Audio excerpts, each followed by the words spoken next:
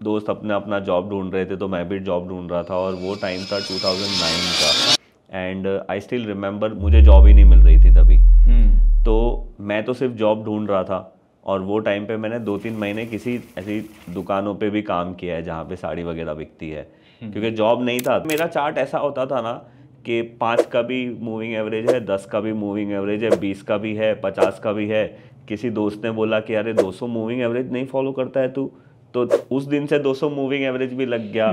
फिर मेरा एक फ्रेंड बोलता है, विजय देख 20 मूविंग एवरेज तो सब फॉलो करते हैं, बट तू 21 फॉलो कर, क्योंकि उसमें एज है, मेरे को बोलते हैं वो। तो मैंने बोला अच्छा ऐसा है। तो मेरा चार्ट एक टाइम पे ऐसा बन गया था ना कि प्राइस को छोड़ के मैं सब चीज देख रहा था। जितने भी पास्ट विनर है उसको मैं जाके चेक करता हूँ कि इसमें क्या कैरेक्टरिस्टिक्स थे। मैंने एनालिसिस किया तो मुझे ऐसा पता चला कि हर जो विनर है ना उसके अंदर वो 2-3 चीजें तो है वो चार्ट में। पहला चीज ये है, मेरा जो प्रॉफिट परसेंटेज यहाँ पे था वो था 70%, बट ये स्टॉक में पोटेंशियल क्या था, 1300%, मतलब 13 टाइम्स होने का पोटेंशियल था। तो क्वेश्चन ये नहीं है कि मुझे टॉप में बेचना है, क्वेश्चन ये है कि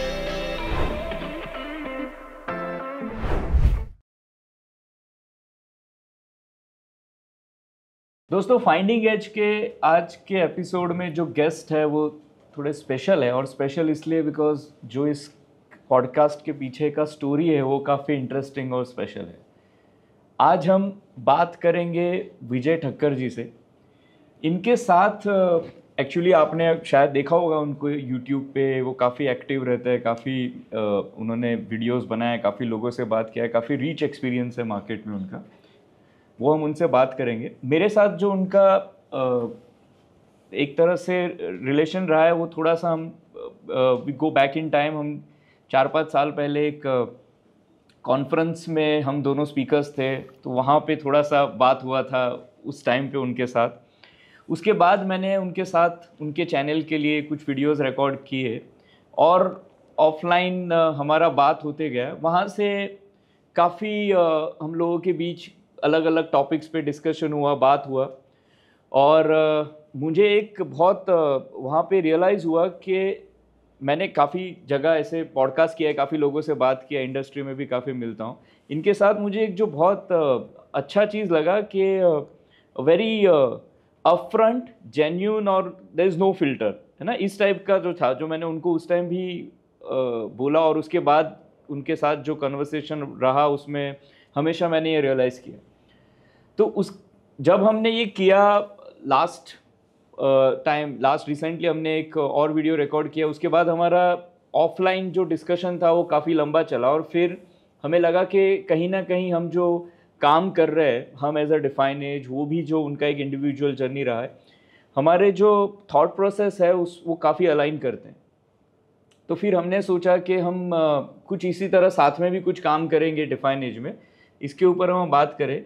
लेकिन आज इस पॉडकास्ट में हम थोड़ा सा कोशिश करेंगे कि उनसे समझे उनका जर्नी कैसा रहा है, और वो उनके लर्निंग क्या रहे मार्केट में। सो वेलकम विजय भाई। Thank you sir, thank you. और हम बाकी चीज़ें डिस्कस करें उसके पहले हम शुरू करते हैं कि आपका कैसे जर्नी रहा है स्टॉक मार्केट में, आप कैसे आए इस फील्ड में, पहले आपका क्या थॉट प्रोसेस था, और फिर कैसे शुरुआत किया। सो प्रशांत जी, हमारी बात पे हम लोग ऑब्वियसली लास्ट में आएंगे कि हम लोग कैसे मिले और फिर क्या हुआ।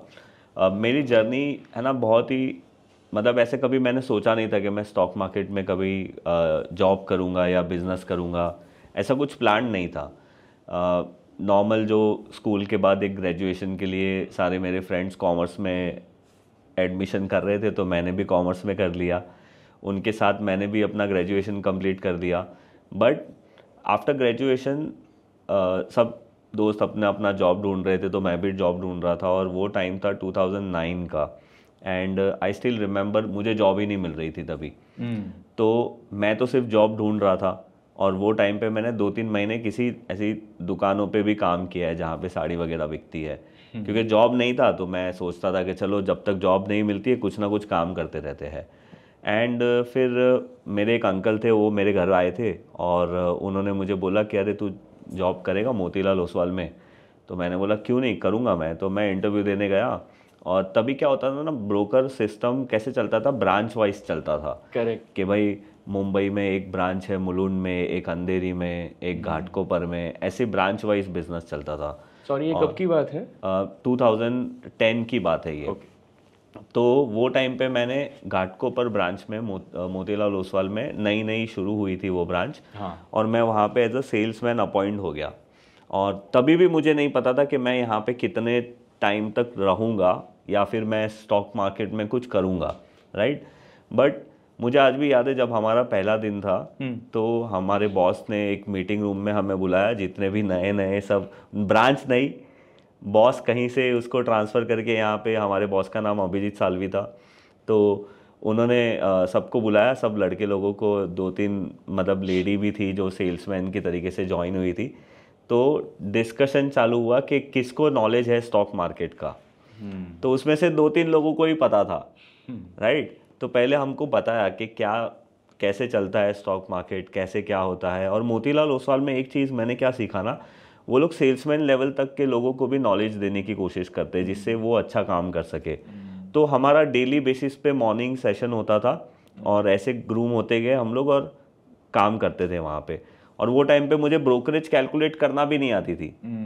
तो जो मेरे सीनियर थे योगेश कुलकर्णी करके, वो मुझे बताते थे। तब तो आपको भी पता होगा 50 पैसा, 10 पैसा, इंट्राडे में 5 पैसा, ऐसे ब्रोकरेज चलती थी। तो ऐसे मेरा जर्नी शुरू हुआ। अब मैं सेल्समैन बहुत ख़राब था क्योंकि मैं कभी किसी को उल्लू नहीं बना सकता था, राइट। और वो टाइम पे चलता था प्रीपेड ब्रोकरेज प्लान, आपको याद होगा तो, कि अगर आप सेल्समैन है तो आपके ऊपर टारगेट होता था कि भाई ये महीने में 50,000 का प्रीपेड ब्रोकरेज प्लान तुझे बेचना है। करेक्ट। अब वो प्लान आप कैसे बेचते थे कि भाई कोई क्लाइंट बोलेगा कि भाई मुझे ब्रोकरेज कम चाहिए, मुझे 50 पैसा नहीं देना है, मैं तो बहुत ज़्यादा ट्रेडिंग करता हूँ। तो हम बोलते थे कि भाई आप कमिटमेंट दो कि आप 1 साल में 50,000 का ब्रोकरेज करोगे तो आपको हम 10 पैसा 1 पैसे का ब्रोकरेज दे देंगे, एडवांस ब्रोकरेज। और अगर आपका 50,000 से ज़्यादा हो गया तो यही ब्रोकरेज आपका वो ईयर में कंटिन्यू रहेगा। तो मेरे से वो प्लान बिकता ही नहीं था। तो क्या हुआ ना कि धीरे धीरे फिर मुझे बहुत सारी चीज़ें समझने लगी कि स्टॉक मार्केट कैसे काम चलता है, इक्विटी क्या होता है। तब मेरा ज़्यादातर ध्यान ट्रेडिंग में होता था, ऑप्शंस में होता था। वहाँ पे ब्रांच में एक डीलिंग रूम भी होता है।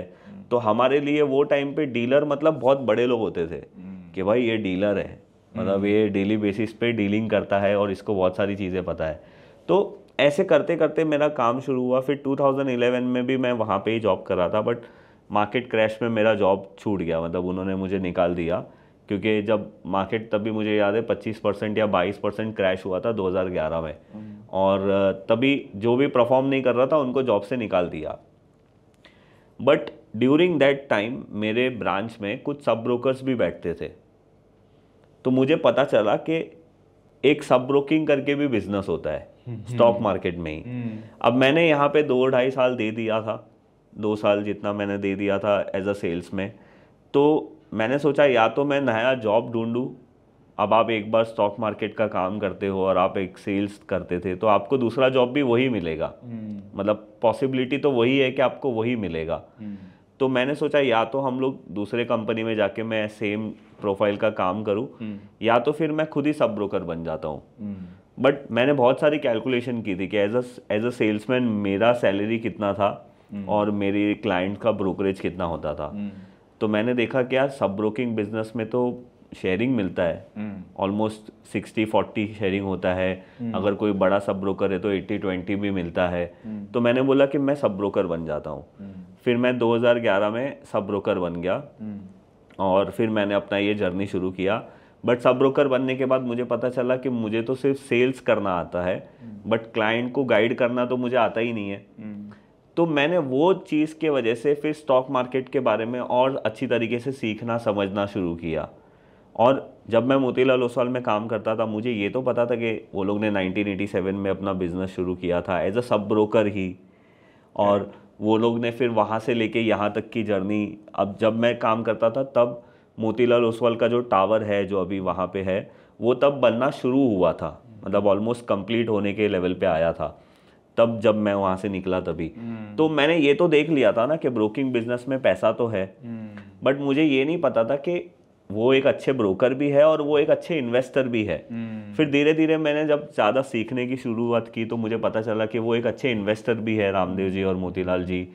तो मैंने भी फिर समझने की कोशिश की कि भाई ऐसे कैसे, मतलब वो अच्छा बिजनेस भी कर रहे हैं और अच्छा इन्वेस्टमेंट भी कर रहे हैं, तो क्या ये मैं भी कर सकता हूँ। तो मैंने भी सीखना शुरू कर दिया और वो सीखने की जर्नी में मैंने बहुत सारे इंडिकेटर्स के मतलब सीखे, RSI सीखा। वो टाइम पे तो मुझे ऐसा लगता था कि 70 के ऊपर गया मतलब ओवरबॉट हो गया है, 30 के नीचे गया मतलब ओवरसोल्ड हो गया, अभी तो बाय करो। पर मैं गलत था, वो मुझे बहुत साल बाद पता चला। फिर बॉलिंजर बैंड के बारे में सीखा, फिर क्रॉस ओवर्स के बारे में सीखा, फिर मूविंग एवरेज। वो टाइम पे मेरा चार्ट ऐसा होता था ना कि 5 का भी मूविंग एवरेज है, 10 का भी मूविंग एवरेज है, 20 का भी है, 50 का भी है। किसी दोस्त ने बोला कि अरे 200 मूविंग एवरेज नहीं फॉलो करता है तू, तो उस दिन से 200 मूविंग एवरेज भी लग गया। फिर मेरा एक फ्रेंड बोलता है, विजय देख 20 मूविंग एवरेज तो सब फॉलो करते हैं, बट तू 21 फॉलो कर, क्योंकि उसमें एज है, मेरे को बोलते हैं वो लोग। तो मैंने बोला अच्छा ऐसा है। तो मेरा चार्ट एक टाइम पे ऐसा बन गया था ना कि प्राइस को छोड़ के मैं सब चीज़ देख रहा था, बट डिसीजन कुछ नहीं ले पाता था। तो एज अ सब ब्रोकर मेरा ये काम होता था कि मैं अपने क्लाइंट्स को अच्छा गाइड करूं, और उसके चक्कर में मैं चीज़ें सीखता गया। बट मैंने रियलाइज़ किया कि मैंने जितनी भी चीज़ें सीखी है ना, वो कोई काम सही तरीके से नहीं कर रही है। मतलब जब मार्केट अच्छा होता है तो सब अच्छा होता है, और जब मार्केट ख़राब होता है तो सब खराब हो जाता है। तो मैं और मेरा एक दोस्त था सेवियो करके, वो भी सब ब्रोकर ही था, और हम लोग ऐसे शेयरिंग ऑफिस में बैठते थे एंजल की, क्योंकि मैंने ब्रोकिंग उधर लिया था। तो वो मुझे हमेशा बोलता था कि विजय देख, दादर में है ना एक वर्कशॉप है स्टॉक मार्केट का, सिखा रहे हैं ये भाई, तो हम जाते हैं वहाँ पे। तो मैं उसके साथ चले जाता था कि भाई कोई सिखा रहा है फ्री में तो हम सीख के आते हैं, बिकॉज वो टाइम पे यूट्यूब जैसी चीज़ नहीं थी, और यूट्यूब चलाना भी वो टाइम पे एक लग्जरी होता था। तो हम लोग जाते थे, फिर 2-2 घंटा वो सेशन में बैठते थे। एंड में हमको वहाँ पे सीखने कुछ नहीं मिलता था, वो बोलता था हमारे पास अकाउंट ओपन करो, आगे हम आपको वहाँ पे सिखाएंगे। तो वापस हम आ जाते थे। पर एक दिन फिर है ना, एक एकेडमी है, ऑनलाइन ट्रेडिंग एकेडमी करके, आपने नाम सुना होगा उसका। वो इंडिया में शेर खान के साथ टाइप करके आई, और वो अपना फ्री डेमो लेक्चर देने लगे। तो हम लोग उसके सेशन में भी गए।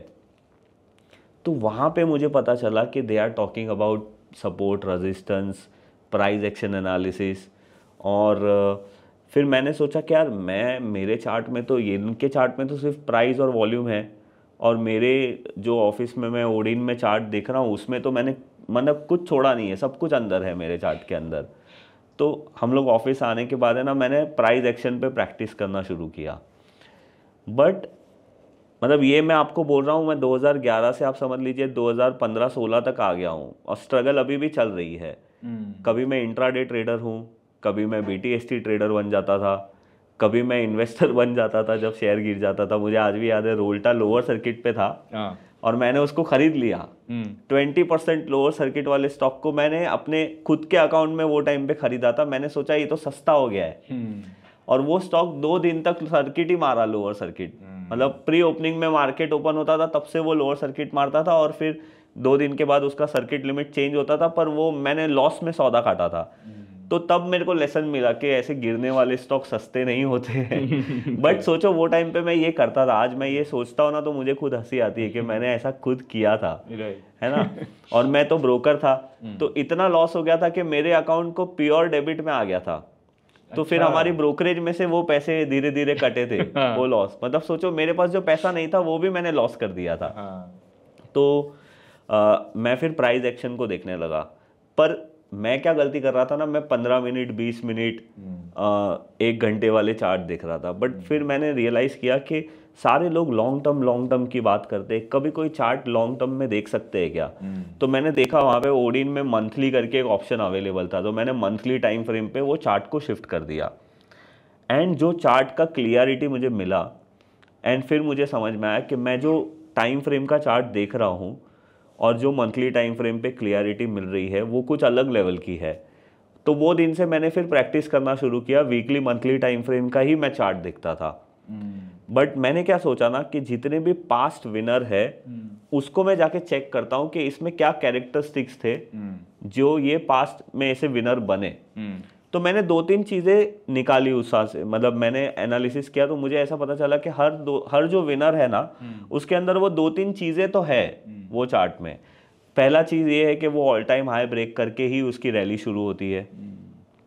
उसके बाद दूसरा पॉइंट ये था कि वो बहुत साल का प्राइस ब्रेक करता है, और अगर अच्छे प्राइस और वॉल्यूम के साथ ब्रेक करता है तो स्ट्रॉन्ग, मतलब बड़ा मोमेंटम स्टार्ट होता है वहाँ से। बट अब आज भी मुझे याद है वो टाइम पे 2017 में रिलायंस का ब्रेकआउट हुआ था, और दैट वाज माय मैं आपको दिखा भी देता हूँ यहाँ पे, जिससे लोगों को भी समझ में आए कि मैं क्या एग्जैक्टली बोल रहा हूँ। तो यहाँ पे देखो, ये मैंने इतनी बार ये चीज़ों को दिखाया है। ये देखो, तो मैंने जो एनालिसिस किया उससे मैंने ये सीखा कि अगर कोई स्टॉक बहुत साल बाद अपना बहुत पुराना हाई ब्रेक करता है, जिसे लोग मल्टी ईयर ब्रेकआउट बोलते हैं, उसके बाद उसमें रियल मोमेंटम शुरू होता है। तो 2017 में रिलायंस ने ये ब्रेकआउट किया, आप यहाँ पे देख सकते हो। एंड वो प्राइस अभी तो बोनस आने के बाद 370 का दिख रहा है, बट मेरे ख्याल से वो 700-800 रुपये का प्राइस था, बोनस के पहले की बात है। तो ये टाइम पे मेरे एनालिसिस के वजह से अभी रिलायंस में एंट्री लेनी चाहिए थी वो टाइम पे। और तो मेरे जितने भी दोस्त लोग थे, सब ब्रोकर, हम लोग साथ में खाना वाना खाते थे, लंच करते थे, तो मैंने बोला कि अरे रिलायंस अभी ब्रेकआउट कर रहा है, जितना मैंने अभी तक समझा है ना उसके हिसाब से रिलायंस यहाँ से डबल हो जाएगा। तो सब मेरे पे हंसने लगे थे वो टाइम कि अरे तू पागल है, ये लार्ज कैप स्टॉक है और तू बोल रहा है ये डबल होना चाहिए यहाँ से, मतलब तू कुछ सोच के तो बोल। मतलब वो लोग वैसे भी मुझे ऐसे सोचते थे कि तू टेक्निकल एनालिसिस वो टाइम पे कोई इतना देखता भी नहीं था। Correct. तो मैंने फिर वो टाइम पे मेरा रेंज कैलकुलेशन का जो मेथड है, जैसे इसका हाई था वहाँ से लेके उसका लो तक का रेंज निकालो और ब्रेकआउट के बाद ऐड कर दो। तो मेरा इसमें टारगेट ऐसे आ रहा था कि भाई ये स्टॉक यहाँ तक जाना चाहिए, तो कोई मानने के लिए ही तैयार नहीं। और फ्रैंकली मैंने भी ये चीज़ नई नई ऑब्जर्व की थी, तो मेरे में भी इतना कॉन्फिडेंस नहीं था कि मैं भी इसमें कुछ ज़्यादा पैसे लगा दूँ। तो ये जो ट्रेड था ना, ये ट्रेड को मैंने सिर्फ एनालिसिस किया और मैंने नोटिस किया कि कुछ साल, 1 साल बाद वो प्राइस आ गया। एंड मैंने ये बोला कि अरे ये क्या हो गया, मतलब जो चीज़ें मैंने अब तक समझी थी वो चीज़ एक्चुअल में प्ले आउट हो गई।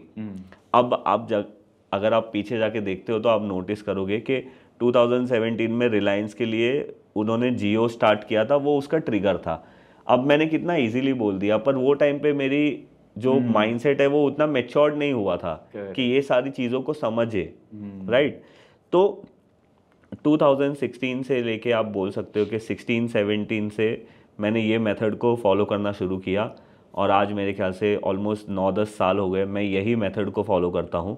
अच्छा। बट ऐसा है कि over the period of time, आप बोलते हो ना कि जैसे अभी पहले मैं सिर्फ टेक्निकल पैरामीटर्स को फॉलो करता था, अब मैं फंडामेंटल्स को भी इम्पोर्टेंस देने लगा हूँ।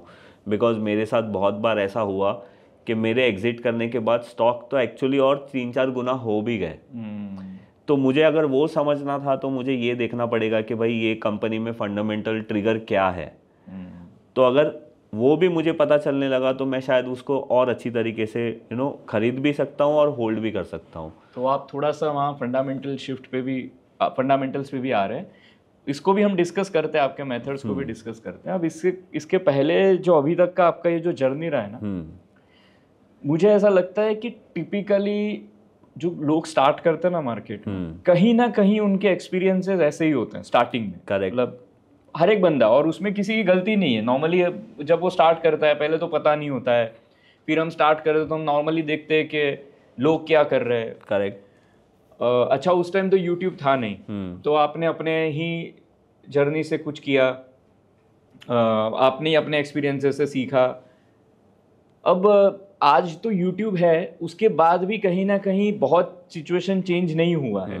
जो मेरा रीडिंग है कि क्या है कि बहुत सारे जो सोशल मीडिया में भी चीज़ें अवेलेबल है, उसमें कुछ लोग ऐसे भी है जो उनका वो टाइप का एक्सपीरियंस नहीं रहा है, तो वो जो शेयर करते हैं वहाँ से लोग वैसे ही सीखते हैं। जैसे आपने बताया कि इंडिकेटर से भरा हुआ चार्ट, फिर मैंने किसी ने कोई एक और पैरामीटर बोल दिया, मैंने वो लगा दिया, कोई नया इंडिकेटर आ गया तो मैंने वो लगा दिया। तो ऐसे जर्नी से मोरलेस सब जाते हैं।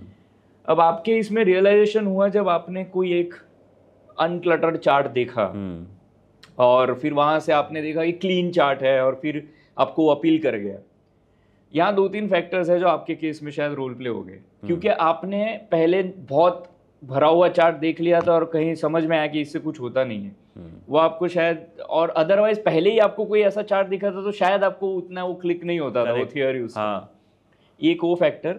दूसरा फैक्टर जो आपने एक रिलायंस का एग्जांपल लिया, मे बी एक ट्रिगर था, और वो एक, कभी कभी हम कहते हैं ना कि बुल मार्केट में आप बहुत चीज़ें सीख जाते हैं, मतलब उसमें आपको लगता है कि ये सब चलता है, वो भी एक एक्सपीरियंस का पार्ट होता है। सो आपके केस में ये कुछ ऐसे ट्रिगर्स है जो काम कर गए, बट उसके बाद इंपॉर्टेंट चीज़ ये है कि आपने अब ये जो बताया कि ये मेथड है, ये आप उसके साथ स्टिक कर गए।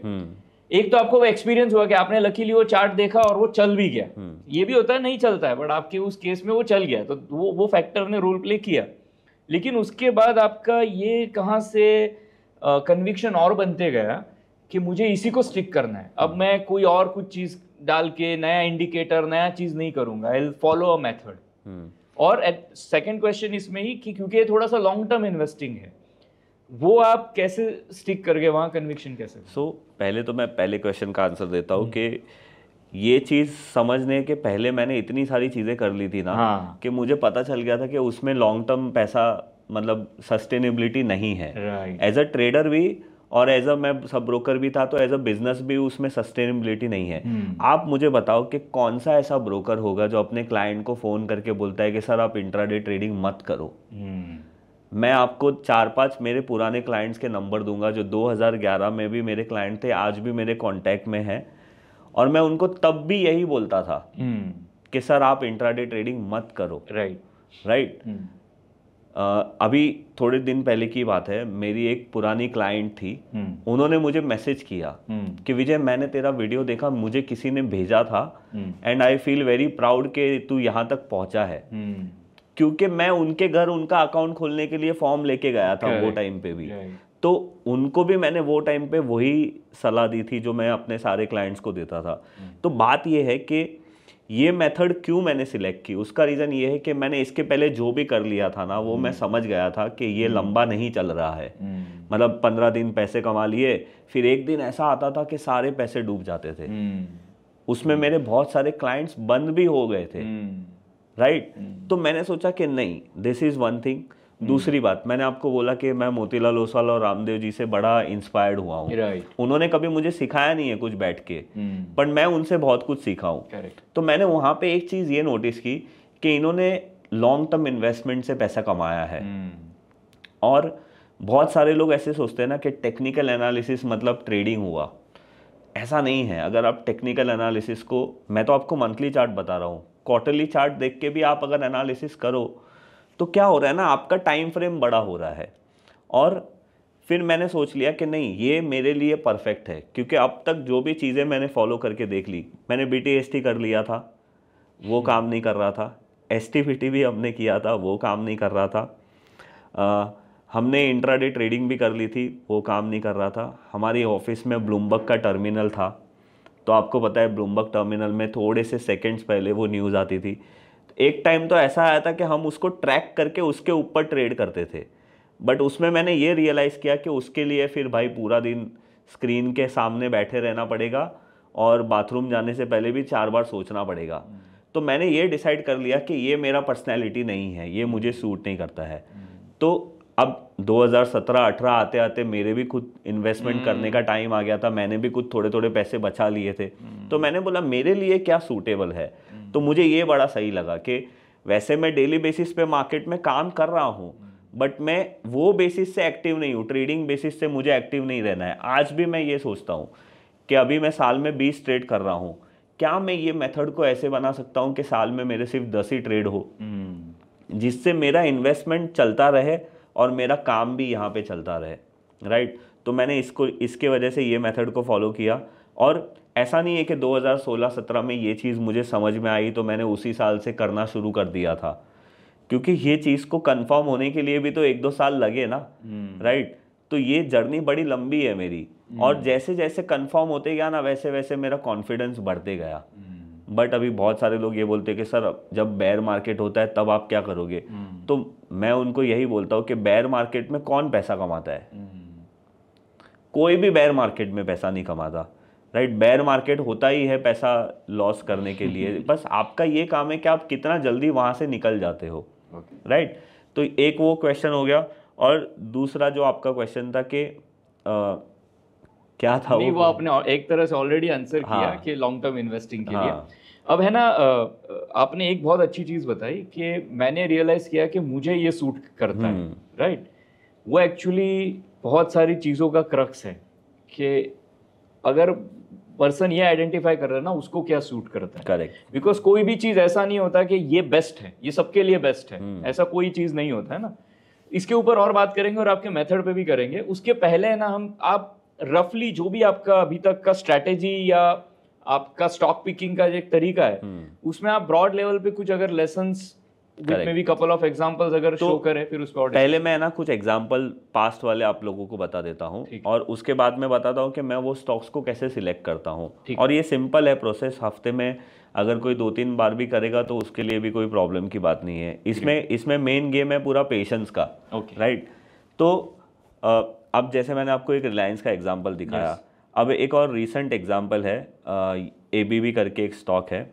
आप देखो, मैंने आपको क्या बोला कि मुझे सिर्फ 3 चीज़ को ही ढूंढना है किसी भी स्टॉक में। बहुत सालों बाद उसका ब्रेकआउट होना चाहिए, अच्छे प्राइस के साथ उसको ब्रेक करना चाहिए, और वो टाइम पे अगर वॉल्यूम है तो मैं उसको अच्छा ही मानता हूँ। अच्छे प्राइस के साथ मतलब कैंडल अच्छा होना चाहिए। हाँ, जैसे कैंडल में बहुत सारे टाइप होते हैं, तो जो मारुबुजू ग्रीन कैंडल होता है, बड़ा बॉडी होना चाहिए। हाँ, तो मैं उसको किंग कैंडल बोलता हूँ, बिकॉज जहाँ पे अगर बहुत स्ट्रॉन्ग बॉडी वाला कैंडल है तो वो बहुत ही स्ट्रेंथ के साथ ब्रेकआउट हुआ है। तो आप देखो यहाँ पे ABB इंडिया का जो चार्ट है, उसने 2008 में कभी तो हाई मारा होगा 1600 रुपये पे, करेक्ट, ठीक है। अब ये टाइम पे तो मुझे इतना कुछ मार्केट का मालूम भी नहीं था, बट जब ही ये स्टॉक ने 2021 में, आप यहाँ पे देखो, 2021 में फर्स्ट टाइम वो लेवल के ऊपर ये क्रॉस हुआ। अब प्रशांत जी, बहुत सारे लोगों को ऐसा लगता है ना कि यार ये 1600 रुपये का 2008 में था, वापस से 2021 में ये 1600 रुपये पे आया है, तो ये बड़ा महंगा हो गया है। वो सोचना गलत है। मुझे ऐसा लगता है स्टॉक मार्केट में रियल लाइफ का उल्टा ही होता है, महंगा और महंगा होते जाता है और सस्ता होते जाता है। तो ये चीज़ यहाँ पे, ये स्टॉक ब्रेकआउट हुआ, और जो मैंने आपको बताया, मेरा जो टारगेट कैलकुलेशन का जो सिंपल मेथड है, जो टेक्निकल बेसिस पे मैं उसकी रेंज कैलकुलेट करता हूँ और ब्रेकआउट के बाद ऊपर लगा देता हूँ। तो अब यहाँ पे अगर आप ऐसे कैलकुलेट करते हो कि भाई ये 1600 रुपये से ऐसा दिखा रहा था कि 2900 जाएगा, मतलब ये ट्रेड में 80% प्रॉफिट देने की प्रोबेबिलिटी थी, राइट। तो अभी मैं इसमें स्टॉप लॉस क्या लगाता हूँ, मैं पहले क्या करता था ना, ब्रेकआउट कैंडल के लो को ही स्टॉप लॉस लगा देता था। अच्छा, मतलब ये पहले मैं करता था। तो यहाँ पे उसका स्टॉप लॉस बनता था 1350 रुपीज़ का। तो अगर मैं अपनी एंट्री प्राइस से देखूँ तो 12-13% का स्टॉप लॉस बनता था। तो पहले मेरे स्टॉप लॉस क्या होते थे, 15% से 20% तक भी जाते थे। फिर मैंने क्या किया कि अगर कोई स्टॉक में ब्रेकआउट होने के पहले छोटा सा स्विंग लो बना है तो मैं स्विंग लो को स्टॉप लॉस लगाना शुरू कर दिया। फिर मैं क्या करने लगा कि भाई अगर कैंडल बहुत ही बड़ा है, ब्रेकआउट का कैंडल, समझो ब्रेकआउट के नीचे भी 15-20% का है और ब्रेकआउट के ऊपर भी 10% का है, तो ऑब्वियसली फिर आप इतना बड़ा स्टॉप लॉस कैसे लगाओगे। तो मैंने फिर क्या किया कि भाई आप यहाँ पे फ्लैट 5% या 6% का स्टॉप लॉस लगा दो। राइट, मतलब आपके ब्रेकआउट के नीचे आया और 5% नीचे गया, आप एग्जिट कर दो उसमें से। तो स्टॉप लॉस लगाने की बहुत मेथड है, आप कोई भी लगा सकते हो। आप वीकली टाइम फ्रेम पे 20 मूविंग एवरेज को भी अपना स्टॉप लॉस लगा सकते हो, राइट। तो ये मेरा पहले मेथड था। अब इसमें अगेन ABB में भी मैंने एक चीज़ मिस की, जो फंडामेंटल ट्रिगर वाली मैंने आपको पार्ट बोली, राइट। तभी पावर थीम चल रहा था और मैंने ये चीज़ को बराबर समझा नहीं और मैंने इसको 70-80% पे निकाल दिया। बट ये स्टॉक देखो सर, उसके बाद ये ऑलमोस्ट 9000 तक अभी गया था और अभी भी ये स्टॉक 5000 के आसपास ट्रेड कर रहा है। तो ये एक एग्जांपल है। मैं आपको और एग्जांपल एक देता हूँ और उसके बाद बताता हूँ कि मैं ऐसे स्टॉक्स को कैसे ढूंढता हूँ। तो ये देखो, परसिस्टेंट सिस्टम करके एक स्टॉक है। इसका जो ब्रेकआउट है ना, कोविड के बाद 2020 में हुआ और 2015 के बाद ये ब्रेक कर रहा था, मतलब ऑलमोस्ट 5 साल बाद ये ब्रेक कर रहा था। अब मेरा दिमाग क्या बोलता था कि विजय रेंज कैलकुलेशन निकालो और ब्रेकआउट के बाद उसको लगा दो। तो सेम प्रोसीजर मैंने यहाँ पे फॉलो किया, बट परसिस्टेंट ऑलमोस्ट ऊपर में 7,000 रुपये तक गया, और अभी भी ये लॉन्ग टर्म का ट्रेंड तो इसका पॉजिटिव ही है, राइट। अब हम उसके ऊपर बाद में आते हैं कि इसका सोल्यूशन मैंने क्या निकाला, राइट। कोई भी पर्सन टॉप पे बेच नहीं सकता और बॉटम पे खरीद नहीं सकता है, बट आप यहाँ पे एक चीज नोटिस करो, ये टॉप बॉटम की बात नहीं है। मैंने यहाँ पे अगर मैंने परसिस्टेंट में ट्रेड किया, मेरा जो प्रॉफिट परसेंटेज यहाँ पे था वो था 70%, बट ये स्टॉक में पोटेंशियल क्या था, 1300%, मतलब 13 टाइम्स होने का पोटेंशियल था। तो क्वेश्चन ये नहीं है कि मुझे टॉप में बेचना है, क्वेश्चन ये है कि जब तक वो स्टॉक में अच्छी रैली चल रही है मुझे उसमें सस्टेन रहना है, एटलीस्ट आधी क्वांटिटी तो होल्ड करनी है। करेक्ट। तो ही तो मेरा वेल्थ बनेगा ना। इससे क्या हो रहा है, मैं ये जो 70% 80% बन रहा है, उससे क्या हो रहा है, मेरा पैसा बन रहा है, मेरा कैपिटल बन रहा है, या फिर आप बोल सकते हो कि प्रॉफिट बन रहा है। पर वेल्थ बनने के लिए मुझे स्टोरी को समझना पड़ेगा, तब जाके मेरी वेल्थ बनेगी। तो इसका डिफरेंशिएट मैंने उसका सोल्यूशन क्या निकाला वो मैं आपको बताता हूँ, बट अभी उससे पहले सब लोग यही सोचते होंगे कि भाई इतना सब बोल रहे हो आप, ये स्टॉक कैसे ढूंढते हो। तो देखो, आपने हर स्टॉक में एक चीज़ नोटिस किया कि ये सारे स्टॉक्स एक टाइम पे 52 वीक हाई पे थे या फिर ऑल टाइम हाई पे थे, राइट। तो इसके लिए आपको ऐसा कोई ज़रूरी नहीं है कि आपको कोई पेड स्कैनर खरीदना पड़ेगा, ये करना पड़ेगा। आप नॉर्मली गूगल में जाके 52 वीक हाई अगर स्टॉक्स डालते हो तो आपके पास एनएससी का ये लिस्ट आ जाता है, और अभी इतने सारे एनएससी के स्टॉक्स है हमारे सामने यहाँ पे। अभी मैं एक एग्जांपल लेता हूँ, ये मैंने कल ही ये स्टॉक को देखा है, इसीलिए मैं आपको बता रहा हूँ। अभी देखो, ये कैनरा बैंक का चार्ट है। वैसे पीएसयू बैंक का नाम इतना अच्छा नहीं है रिटर्न देने के लिए, राइट, बट आप यहाँ पे जस्ट देखो यहाँ पे क्या चल रहा है। 2010 में इसने हाई मारा था 164 का, कैनरा बैंक ने, और 2011 में इसका और एक हाई बना था 130 का। आप इमेजिन करो, अभी 2024 में जस्ट उसने फर्स्ट टाइम अटेम्प्ट किया था, उसका 2011 का हाई ब्रेक करने की कोशिश की थी, वो ब्रेक नहीं हो पाया। वापस से ये नीचे जाके वापस से वहीं पे अटेम्प्ट करने आ रहा है। तो जनरली मार्केट में लोग इसको एक कप एंड हैंडल पैटर्न बोलते हैं, राइट। अब आप इमेजिन करो, सोचो अगर ये स्टॉक 2011 या 2010 का अपना हाई ब्रेक करता है विच इज़ 164 165, उसके बाद ये स्टॉक का अपसाइड पॉसिबिलिटी क्या है, रेंज कैलकुलेशन निकाल के आपको टारगेट लगाना है। अब ये स्टॉक आपको मिला कहाँ से, वो 52 वीक हाई। आपने कोई रॉकेट साइंस तो नहीं लगाया, राइट। ये एक एग्जांपल है। यहाँ पे अभी अगर मैं अभी करंट मार्केट का देखूँ कि भाई आज के तारीख में, आज हम लोग 8 तारीख को वीडियो रिकॉर्ड कर रहे हैं, उस दिन ऑलमोस्ट 92 स्टॉक है एनएससी के वेबसाइट पे। आपको हर एक स्टॉक को जाके चेक करना है कि भाई कौन सा स्टॉक 52 वीक हाई कर रहा है, कौन सा स्टॉक 52 वीक हाई, मतलब उसका चार्ट क्या है, क्या वो मल्टी ईयर ब्रेकआउट है या नहीं है। जैसे यहाँ पे गोल्ड बीज है, मैं आपको और एक एग्जांपल दिखा देता हूँ। ये जो मेथड है ना, ये सिर्फ स्टॉक्स में नहीं चलता है। अगर आप यहाँ पे सिल्वर का ये चार्ट देख रहे हो, ये सिल्वर का डॉलर टर्म में चार्ट है, करेक्ट, राइट। अब मैं ये नहीं बोल रहा हूँ कि सिल्वर का क्या होगा, ऑब्वियसली जो अभी ये $35 से $49 तक एक बहुत ही पैराबोलिक मूव से आया है, बट आप इमेजिन करो सिल्वर का प्राइस 1980 में $48 का हाई था, उसके बाद 2011 में इसका $49.83 था, और अभी ये प्राइस आ रहा है। तो सिल्वर में इतनी डिमांड अभी क्यों आ रही है, इतने साल क्यों नहीं आई? कुछ तो ट्रिगर्स हो गए जो शायद अभी मुझे नहीं पता है, राइट। अब आप इमेजिन करो कि अगर सिल्वर $50 के ऊपर क्लोज होता है ऑन अ क्वार्टरली बेसिस, तो फिर सिल्वर का अपसाइड पॉसिबिलिटी क्या हो सकता है? आपको रेंज कैलकुलेशन करके सिर्फ ऊपर देखना है। तो अभी अगर मैं कुछ बोलूंगा तो लोग बोलेंगे कि ये क्या बात हो रही है, बट ऐसे ही 2017 में रिलायंस का था। नहीं, करेक्ट।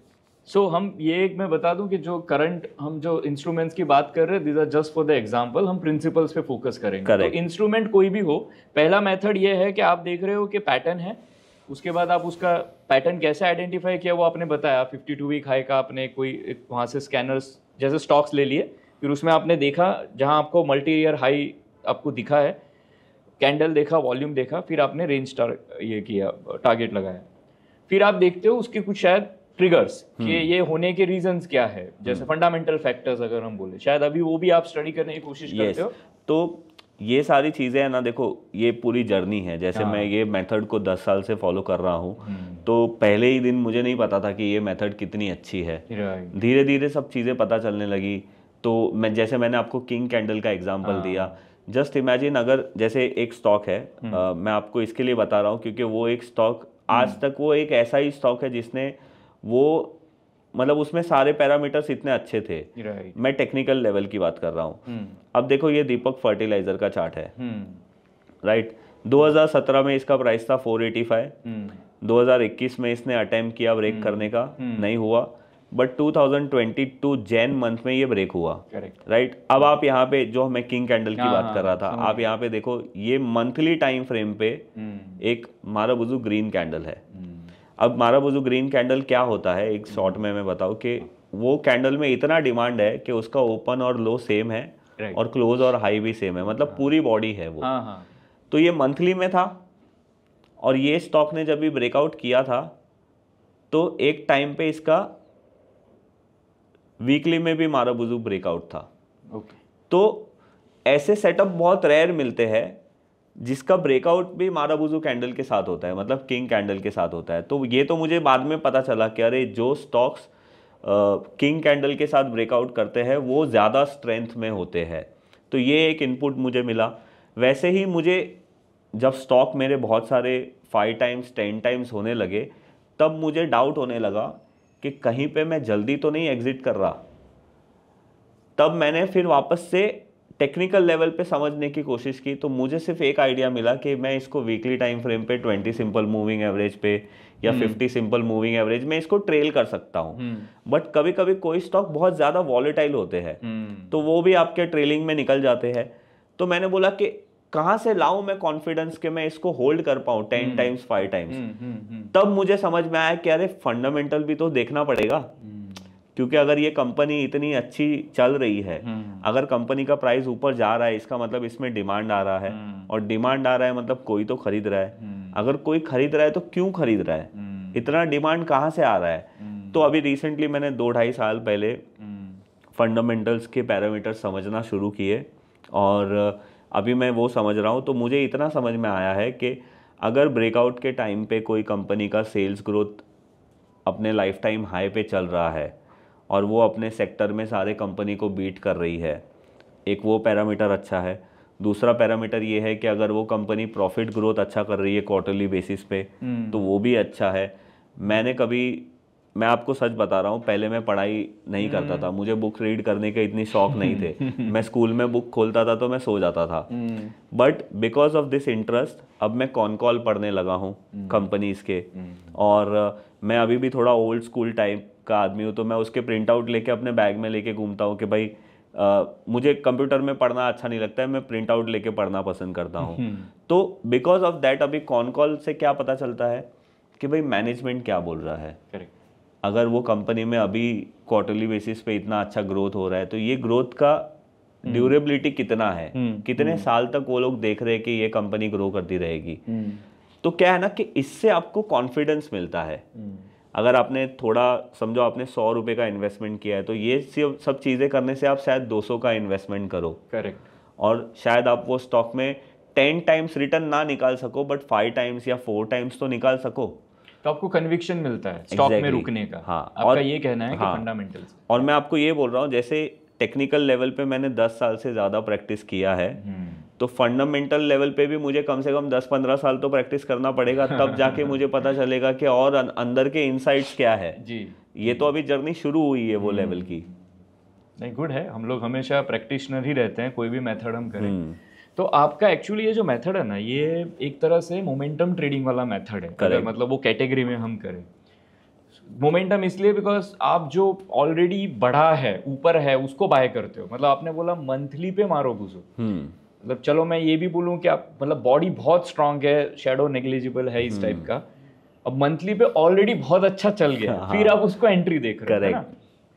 अब मुझे ये नहीं जानना कि आपके कितने ट्रेड चले हैं, क्या एक्सपीरियंस रहा है, क्या रिटर्न, वो सब साइड में रखते हैं। 2-3 चीज़ें। पहली बात तो जब आप वहाँ पे बाय कर रहे हो मंथली पे हाई पे, तो वो फियर कैसे अवॉइड कर दोगे यार, बहुत ऊपर तो ले नहीं रहा हूँ, क्योंकि मंथली मारो के बाद ये भी हो सकता है 1-2 मंथ के कंसोलिडेटिंग कैंडल हो सकता जो है। आज जो कैंडल दिख रहे हैं वो 2 महीने हैं। आपको मैं यही एग्जांपल दिखा देता हूँ सर। ये अगर आप दीपक फर्टिलाइजर का चार्ट देखोगे, अब क्या है ना, अब यहाँ पे ऐसा कुछ दिखता है कि ये बहुत छोटा है, हाँ राइट, पर ये जो 6 महीने हाँ, थे 6 ना, महीने, वो हाँ। मेरे लिए बड़े पेनफुल थे। पर देखो वो टाइम पे मेरा कॉन्फिडेंस इसलिए होता है, उसके लिए 2 चीज़ें। एक तो वो अपने ब्रेकआउट्स लेवल के ऊपर ही ट्रेड कर रहा था। अच्छा, मारुबुजु कैंडल का उसने 50% भी कभी नीचे नहीं गया, उसके नीचे। अब मैं हमेशा 2 चीज़ बोलता हूँ अपने सारे वीडियोस में और अपने सारे स्टूडेंट्स को, कि मार्केट में है ना, अगर कोई बड़ा आदमी है जो आपको फंसाना चाहता है, तो उसके पास 2 चीज़ है आपको फंसाने के लिए। एक है टाइम और एक है प्राइस। वो आपको भाव से डराएगा। बहुत सारे लोग भाव से डर के हट जाएंगे, मतलब कितनी भी अच्छी स्टोरी हो, अगर उसका कोई ख़राब न्यूज़ आ गया और उसमें वो गिर गया, तो बहुत सारे लोग वो प्राइस देख के ही उसमें से निकल जाएंगे। तो पहला होता है भाव से डराना। दूसरा होता है सामने वाला आपको टाइम से थका देगा।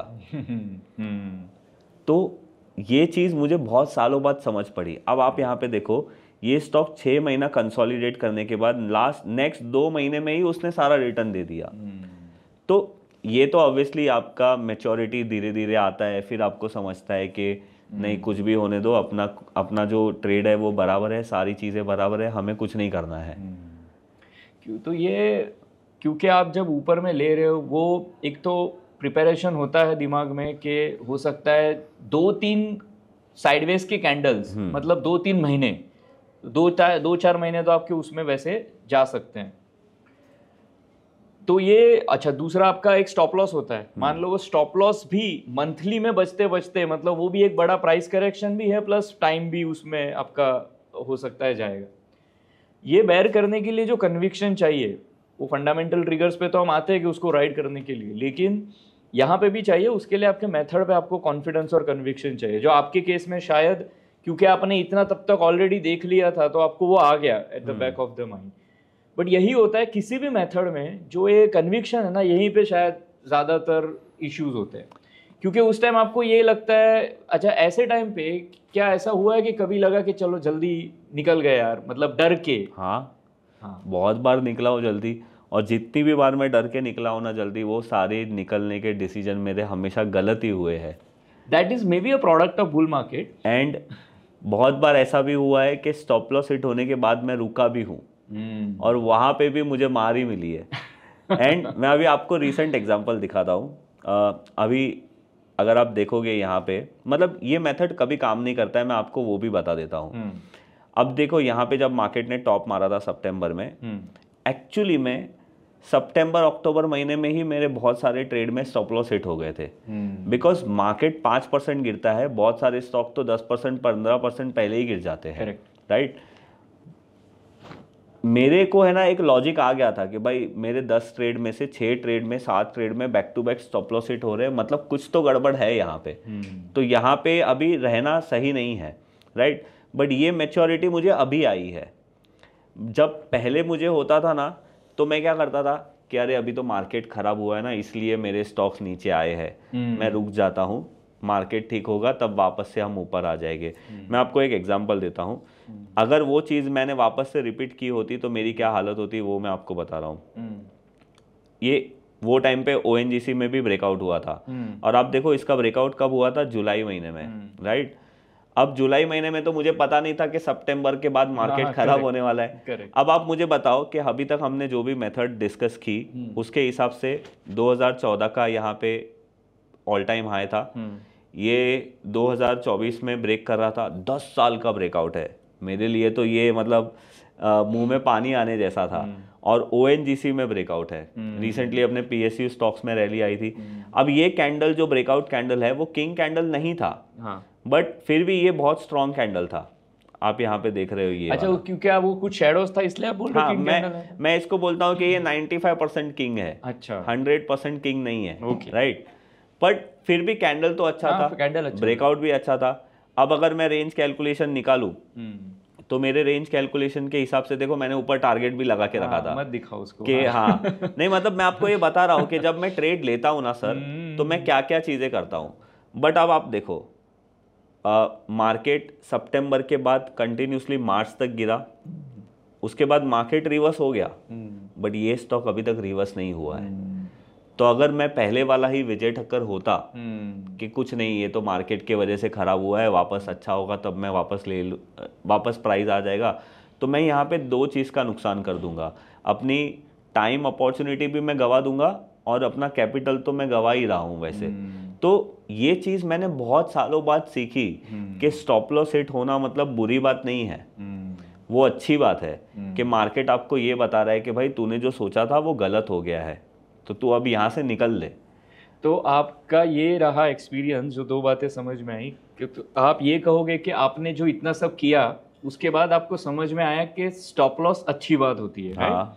ये भले ये सबको पता होगा सब होगा, बट ये कुछ लोग जो प्रैक्टिस कर रहे हैं ना उनके लिए ये, और एक्सपीरियंस लोगों से ये सुनने से उनको और समझ आता है, कॉन्फिडेंस आता है कि बहुत स्टॉप लॉस सबके बचते हैं, इट्स ओके, मेथड का पार्ट एंड पार्सल है, और वो बचना कभी कभी अच्छा ही होता है। हाँ। दूसरा मुझे आप बताइए, अब आपके इस एक्सपीरियंस के बाद मान लो मार्केट अभी नेक्स्ट टाइम अच्छे ऑल टाइम पीक पे रहेगा, कुछ रहेगा, और उस टाइम आपके और ट्रेड आते हैं, तो क्या आप लेने से डरोगे या उस टाइम भी लोगे? नहीं, मैं तो लूंगा ही, क्योंकि देखो मैं आपको एक बात बताता हूँ, मैंने ना लास्ट 10 साल में 12 साल में मैंने एक चीज़ सीखा है कि मार्केट होता है 12 महीने साल में, राइट, बट आप 12 महीने पैसे नहीं बनाते, आप पैसे बनाते हो सिर्फ 4 से 6 महीने, राइट। और अगर वो 4 से 6 महीने भी आपने सोचने में ये लगा दिया कि नहीं मुझे लगता है अभी मार्केट बहुत बढ़ गया है अभी नहीं करना है, तो आप वो 4 से 6 महीना भी गवा दोगे और बाद में आपको पता चलेगा एक्चुअली आपने पूरा साल ही वेस्ट कर दिया, या मे बी आपने एक रैली ही मिस कर दी, राइट। तो मैं अपने सिर्फ प्रोसेस को फॉलो करता हूँ, स्टॉप लॉस हिट होना, लॉस आना, प्रॉफिट आना, वो मेरे बोलते हैं ना प्रोसेस का आउटकम है।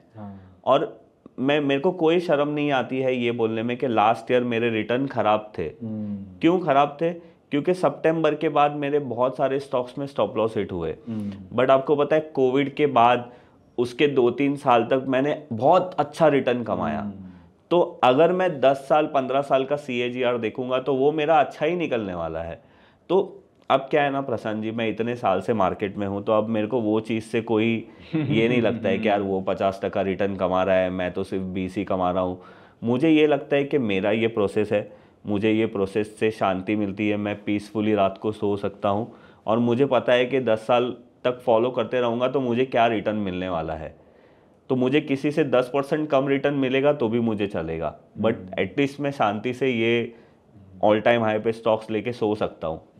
गुड। इसमें ना 2-3 चीज़ें हैं एक्चुअली। एक तो ये आपका एक्सपीरियंस बोल रहा है कि इतने टाइम देखने के बाद ही ऐसा कन्विक्शन आता है, जो आपने बोला ना कि नहीं मैं अभी फिर आया तो फिर लूंगा, ये एक्सपीरियंस है। और अगर जो कुछ नए लोग हैं जो अभी स्टार्ट कर रहे हो और देख के अगर ये चीज़ पकड़ सकते हैं ना कि अगर मेथड फॉलो कर रहे हो तो फिर उसको अच्छे से करो, पहले स्टडी कर लो। और ये ज़रूरी नहीं है किसी का कोई मेथड आप पूरी तरह से कोई कॉपी नहीं कर सकता, बट उसको अगर स्टडी करके वो कन्विक्शन आ जाए ना तो वो एक अच्छा अचीवमेंट हो सकता है अपने आप में। Correct. दूसरा, अब आप बिकॉज आपका मोमेंटम वाला मेथड है, आप ऊपर में ही लेते हो, कभी ऐसे थॉट्स नहीं आते कि यार थोड़ा अभी नीचे आने के बाद लेता हूँ, या जो लिया वो नीचे आया या करेक्ट होने के बाद लेता हूँ? बिकॉज नॉर्मली लोगों को कॉमन टेंडेंसी है ना, राइट, मोमेंटम बहुत सिंपल होता है, लेकिन कॉमन टेंडेंसी क्या है कि नीचे में लिया सस्ते में लेना वो अच्छा लगता है। सो वो आपको अभी क्यों ऐसे दिमाग में नहीं आता है, नीचे आने के बाद क्यों ऐसा नहीं करता कि ऊपर में इतना लिया था नीचे आने के बाद लेता हूँ? नहीं, बिकॉज देखो जैसे आपने बोला कि आप जो कर रहे हो उसको मोमेंट ऑफ इन्वेस्टिंग बोलते हैं, ये मुझे बहुत सालों बाद पता चला कि इसे मोमेंट ऑफ इन्वेस्टिंग बोलते हैं। मैं तो बस कर ही रहा था, तो मुझे ये पता चला कि स्टॉक मार्केट में रिटर्न तब बनता है जब मोमेंटम आता है, और मोमेंटम तब आता है जब वो चीज़ चलती है, और चलने के बाद ही तो वो महंगी होती है, तो तभी तो खरीद रहा हूँ ना मैं। मतलब obviously there is a option, value investing करके भी एक चीज़ होती है जो लोग बहुत सस्ते में खरीदते हैं और फिर अच्छा बहुत सालों बाद उनका वो सारा थीसिस राइट होता है तो उनको रिटर्न मिलता है। बट वहाँ पे डिसएडवांटेज क्या है कि वो एक थीसिस पे काम कर रहे हैं, या फिर उनकी स्टडी राइट जाएगी रॉन्ग जाएगी उनका अभी उनको आइडिया नहीं है, राइट। मैं ये नहीं बोल रहा हूँ कि वैल्यू इन्वेस्टिंग अच्छी है, मोमेंटम इन्वेस्टिंग ख़राब नहीं है, मैं ये नहीं बोल रहा हूँ कि इंट्राडे ट्रेडिंग अच्छा है ख़राब है, BTST अच्छा है, ऑप्शन सेलिंग, मैं ये नहीं बोल रहा हूँ। मैं ये बोल रहा हूँ कि मुझे ये कंफर्टेबल है, मैं ये चीज़ को अभी इजीली कर रहा हूँ और अब मेरा सिर्फ एक ही गोल है कि मैं इसके अंदर और कैसे अच्छा बन पाऊँ। जैसे अभी मैं फंडामेंटल्स को प्रैक्टिस कर रहा हूँ, तो अगर फंडामेंटल्स सीखने से मेरे रिटर्न्स थोड़े भी बढ़ते हैं तो मेरे लिए तो अच्छी बात हो जाएगी। तो यही चीज़ है सर, मेरे को मैं कभी भी महंगे भाव पे लेने से डरता नहीं, और अगर ONGC वापस से 345 ब्रेक करेगा, सबसे पहले मैं ही होऊंगा खड़ा रहेगा उसमें लेने के लिए। नाइस। तो महंगे, वो आपका एक माइंडसेट है, और वो जो मोमेंटम का एक प्रिंसिपल होता है ना, महंगा सस्ता है, सस्ता महंगा है मार्केट में। हाँ, सो वो टाइप का चीज़ है, वो माइंडसेट बिलीफ है वो। तो वो आपका बना है। और आपने एक दो जो चीज़ें अच्छी कही, वही जो मैंने कहा ना, थोड़ा सा हमारा थॉट प्रोसेस अलाइन करता है। एक तो आपने बोला प्रोसेस इज किंग। जो भी हम कर रहे हैं उसमें अगर आपका प्रोसेस है, आप डिसिप्लिन से उसको फॉलो करो, रिस्क जो आपने लिया है, स्टॉप लॉस बजा, आप निकल गए, फिर ब्रेकआउट आएगा, फिर लेंगे। और हो सकता है बीच में लूजिंग पीरियड आएगा, आप 4-5 साल आपने अच्छा किया, लॉन्ग टर्म की इन्वेस्टिंग की बात करें, 1-8 साल आपका वो भी हो सकता है थोड़ा, या quarter on quarter, month on month भी ये सीन हो सकता है। जो दूसरा आपने बोला, अब जैसे मोमेंटम इन्वेस्टिंग, वैल्यू इन्वेस्टिंग, अपने आप में अच्छे ब्रांच ऑफ इन्वेस्टिंग के मेथड्स हैं। उसी तरह से intraday trading, options trading, positional trading, हर एक चीज़ अपने आप में अच्छे से हो सकता है, प्रोवाइडेड आप उसमें अच्छे प्रोसेस से काम करो। करेक्ट। ये मेरा इतने सालों का एक्सपीरियंस रहा है, लोगों के साथ देखा भी है मैंने, बहुत अच्छे हर टाइप के ट्रेडर्स और इन्वेस्टर है। दो ही चीज़, आपको जो सूट करता है वो करना, और प्रोसेस से करना। तो अब ये जो मोमेंटम वाला ही आपने इन्वेस्टिंग की बात की, इसी तरह से डिफाइन एज में हमने वो मोमेंटम इन्वेस्टिंग का पोर्टल बनाया, जिसमें ऐसी काफ़ी चीज़ें हैं जिसको आप एक तरह से ऑटोमेट कर सकते हो, है ना। यही थॉट प्रोसेस है, स्टडी करके अच्छे से फिर उसको एग्जीक्यूट करना। करेक्ट। और ऐसे ही जैसे हम आप कुछ चार्ट्स दिखा रहे थे ना, तो इमीडिएटली मेरे दिमाग में आ रहा था कि नॉइजलेस चार्ट्स है, इसमें कैसे दिखेंगे, उसमें इस कैसे, और उसमें प्रोसेस में और कुछ बेटरमेंट भी हो सकता है शायद उसको लेके। सो ये एक ऐसा हम लोगों का भी वैसा ही जर्नी रहा है डिफाइन एज में, और वहाँ पे ही हमारा थॉट प्रोसेस अलाइन हो रहा है। करेक्ट। कि प्रोसेस, डिसिप्लिन और लोगों का और काम कितना आसान कर सकते हैं। करेक्ट है ना। तो अभी ये तो मैंने अपना बता दिया कि मेरा मेथड क्या है, और फ्रैंकली बहुत सारे लोग जो मेरे यूट्यूब चैनल को देखते हैं उनको ये मेथड पहले से ही पता होगी, राइट। अब बात ये है कि मैं आपसे कैसे मिला और हमने ये जो शुरू किया है वो कैसे शुरू किया। तो ये भी बड़ा इंटरेस्टिंग है। जैसे मैंने आपको बोला कि मैं पहले सेल्समैन था, उसके बाद मैं सब ब्रोकर बना, उसके बाद जैसे जैसे लाइफ आगे बढ़ती गई मैं अच्छे लोगों के साथ मिलता गया और अच्छा काम करता गया। मेरा इंटेंशन हमेशा सिर्फ इतना ही होता था कि मेरी भी ग्रोथ होनी चाहिए और कुछ अच्छा वैल्यू काम करते रहना चाहिए हमेशा। तो 2-3 साल पहले जब हम लोग मिले, फ़ोन पे बात हुई थी सबसे पहले, तो हमारी फ़ोन पे बात हुई थी एक इवेंट के लिए, राइट। करेक्ट। उसके बाद मैं आपसे कंटिन्यूसली टच में था, बट बहुत रेयर काम होता था हमारा फ़ोन पे। फिर मैंने आपके साथ वीडियो बनाया था, तो वो टाइम पे मैंने आपकी कंपनी में देखा कि आप लोग क्या काम कर रहे हो, और जबकि पर्सनल लेवल पे मुझे सिर्फ ऑप्स्ट्रा के बारे में ही पता था। तो मुझे लगा कि चलो ठीक है, अच्छा काम कर रहे हैं, बट ऑप्शंस का है तो मेरा लेना देना तो क्या है उससे, वो हमारी गली ही नहीं है जाने के लिए। तो मैं ज़्यादा उसके ऊपर आता नहीं था। बट जब फिर मैं आपसे मिला वापस से, फिर जब हम डेकमा में मिले थे, तो जब आपने मोमेंटिफाई दिखाया तो मुझे समझ में आया कि अरे यार ये तो मेरे काम की चीज़ है। तब मैं आपसे ज़्यादा कनेक्ट हुआ, और फिर मैंने मतलब हमारी बहुत बार बात हुई थी कि हम कुछ कर सकते हैं तो ऐसे। तो जब आपने मुझे बोला ना कि विजय भाई आप भी डिफाइन एज का पार्ट बन के हमारे जर्नी का पार्ट बनो, तो मैंने सोचा कि यार इससे बेटर क्या हो सकता है, राइट। जैसे अब मैंने अपने लाइफ में इतना सीखा है, खुद से सीखा है, बट अब देखो ये सीखने के लिए मुझे कितना टाइम लगा। लाइक मेरे को क्या फॉलो करना है वो चीज़ ही समझने के लिए मुझे 4 से 5 साल लग गए, सिर्फ ये पता करने के लिए कि मुझे क्या करना है। उसके बाद अभी तक तो मैं प्रैक्टिस ही कर रहा हूँ उसको, राइट। तो मेरा आपके साथ आने का इंटेंशन भी ये है कि मेरे जैसे लोग अगर मेरे आसपास रहेंगे तो मेरी जर्नी में मुझे ज़्यादा टाइम नहीं लगेगा, राइट, जो अचीव करना है वो अचीव करने के लिए। Correct correct. तो वो बेसिस पे फिर जब हम मिले थे तो आपने मुझे बताया, तो मैंने बोला कि हाँ ठीक है चलो करते हैं हम लोग शुरू। तो ये एक बात थी जो सिर्फ बतानी थी कि भाई आपको ऐसे सडनली ना लगे कि विजय भाई और प्रशांत भाई क्या कर रहे हैं, तो वो एक बैकग्राउंड स्टोरी है। ये एक बैकग्राउंड स्टोरी है, और इसके साथ 2-3 एक होता है ना कि जैसे आप जो कर रहे हो उसका पर्पस क्या है, आप किसी एक, हम लोग एक मिशन मोड जैसा, हम इंटरनल जो अपना थॉट प्रोसेस है, और आप एक तो इंडिविजुअल यहाँ से डेवलपमेंट, वो तो कंटिन्यूअस प्रोसेस है। जैसे बहुत सारे लोग जो डिफाइन एज के मेथड्स को जानते हैं, जब वो आपका वो देख रहे होंगे तभी उनको कुछ और चीजें क्लिक हो रही होगी कि यहाँ पे तो ये बनता है, अच्छा, एंकर कॉलम या ऐसी और चीजें। अच्छा, अब इसके बाद जो हम आगे करेंगे उसमें एक कोशिश ये रहता है, जैसे आपने ये एक एक्सपीरियंस किया ना, लोगों का जो लर्निंग कर्व है उसको और कैसे कम कर सकते हैं। करेक्ट।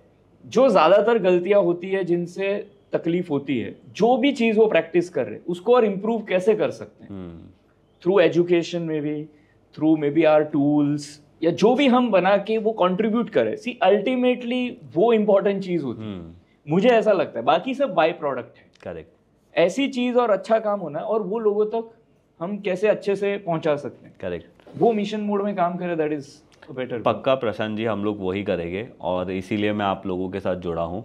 तो मैं आपको वापस से आपका एक, शुरू में आपने एक क्वेश्चन बोला था मुझे, मैं आपका उसको आंसर देता हूँ कि जब मैंने शुरू किया था 2011 में, तब बहुत कम इंफॉर्मेशन अवेलेबल थी सोशल मीडिया पे। मेरे ख्याल से सोशल मीडिया जैसी कुछ चीज़ ऐसी कुछ खास थी भी नहीं। मुझे याद है, मेरा तो सिर्फ याहू पे अकाउंट मैंने बनाया था, वही मेरे लिए बड़ा बात हो गया था कि ईमेल आईडी है मेरा।